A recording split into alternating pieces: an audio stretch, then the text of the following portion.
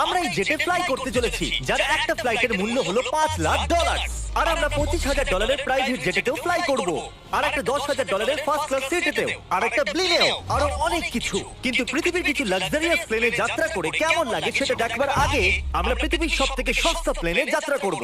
এর অবস্থা খারাপ। এই নাও $1। আমি খুবই নার্ভাস। তোমার নার্ভাস হওয়ার কোনো দরকার নেই, আমি হাফ ডজন বার এটা করেছি। আপনি এটা 6 বার করেছেন।